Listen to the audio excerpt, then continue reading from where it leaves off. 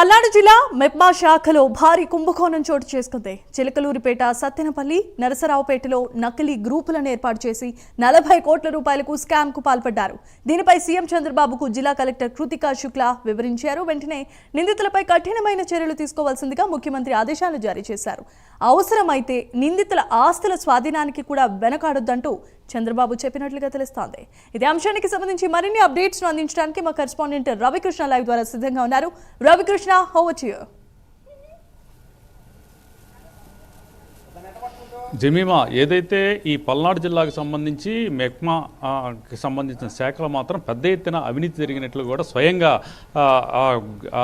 ఏదైతే ఆ జిల్లా కలెక్టర్ అయినటువంటి కృతికా శుక్లా చెప్పడం జరిగింది. ఆ చెప్పే విధానం కూడా ఆమె చెప్పినటువంటి ఈ సిచ్యువేషన్ కూడా ఏదైతే నిన్న ఇవాళ అయితే మాత్రం సీఎం చంద్రబాబు సమక్షంలో మొత్తంగా కూడా కలెక్టర్లతో సమావేశం జరుగుతున్నటువంటి ఈ పరిస్థితుల్లో ఆమె అయితే చెప్పడం జరిగింది. ప్రధానంగా కూడా ఏదైతే పల్నాడు జిల్లా ఉందో పల్నాడు జిల్లాకు సంబంధించి అమరావతి మండలం, అదేవిధంగా కూడా నాదెండ్ల మండలం, అలాగే నర్సాపేట మండలానికి సంబంధించి పూర్తిగా ఈ 3 మండలాన్ని 10 కోట్ల మేరకు కూడా అవినీతి జరిగినట్లుగా కూడా ఆమె తెలియజేశారు. ప్రధానంగా ఏదైతే మెప్మా ఉందో, మెప్మా అనేది ఏమిటంటే గ్రామీణ ప్రాంతాల్లో, అదేవిధంగా కూడా మున్సిపాలిటీ ప్రాంతాల్లో ఏదైతే దిగువ మధ్యతరగతికి సంబంధించి దరిద్ర రేఖకు దిగువన ఉన్నటువంటి కుటుంబాలన్నింటినీ కూడా వాళ్ళకి ఫైనాన్షియల్గా కూడా సపోర్ట్ చేసేందుకు అయితే మాత్రం ఈ మెప్మా ఏం చేస్తుందంటే డ్వాక్రా సంఘాలను ఏర్పాటు చేసేందుకు అనుమతులు ఇస్తారు. ఈ అనుమతులకు అనుగుణంగానే డ్వాక్రా సంఘాలను ఏర్పాటు చేస్తారు. ఈ డ్వాక్రా సంఘాలకి అంటే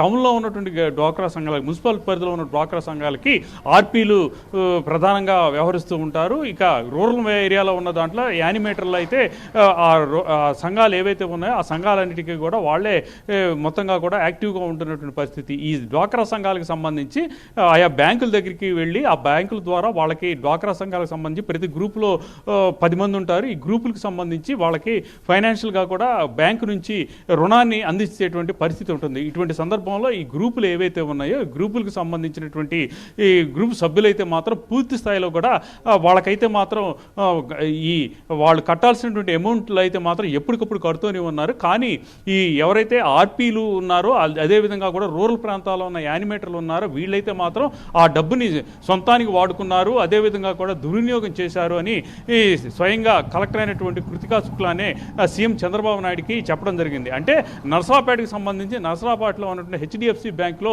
120 గ్రూపులకు సంబంధించి, అదేవిధంగా కూడా ఇండియన్ బ్యాంకు నర్సాపేటలో ఇండియన్ బ్యాంకులో ఒక 43 గ్రూపులకు సంబంధించి కూడా మొత్తంగా కూడా దీంట్లోనే దగ్గర ఒక 10 కోట్ల మేరకు 15 కోట్ల మేరకు కూడా అక్కడ ఈ డబ్బులు చెల్లించుకోవడం జరిగిందని చెప్తున్నారు. ముఖ్యంగా కూడా అమరావతిని చూసుకున్నట్లయితే అమరావతి మండలంలో అక్కడ ఉన్నటువంటి ఎవరైతే గ్రూప్కి సంబంధించి డ్వాక్రా గ్రూప్కి సంబంధించినటువంటి సభ్యులు ఎవరైతే ఉన్నారో వాళ్ళు పూర్తి స్థాయిలో కూడా వాళ్ళు చెల్లించాల్సి ఎప్పటికప్పుడు చెల్లిస్తున్నప్పటికీ కూడా బ్యాంకులో జమ పోవటం వల్ల వాళ్ళకైతే మాత్రం ఏ బ్యాంకు నుంచి కూడా రుణాలు ఇవ్వనటువంటి పరిస్థితి. ఇది తెలుసుకున్న తర్వాత ఇటువంటి వ్యవహారాలన్నీ కూడా గత 4 ఏళ్లలో జరిగినాయని చెప్పి కలెక్టర్ అయితే తెలియజేశారు. అప్పటికి వాళ్ళు ఎవరెవరు ఫ్రాడ్ చేశారు అనే దాని మీద మాత్రం పూర్తిగా కూడా తామైతే ఎంక్వైరీ చేసాం.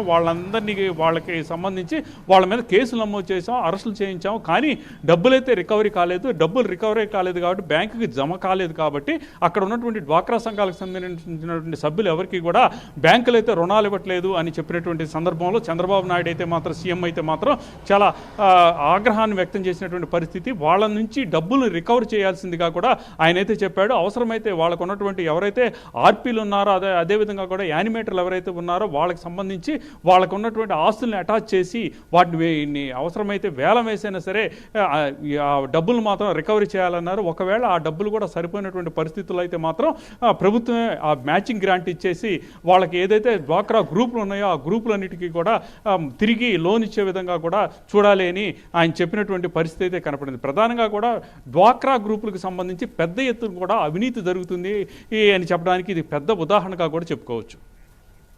Right, thanks for the updates, Ravi Krishna.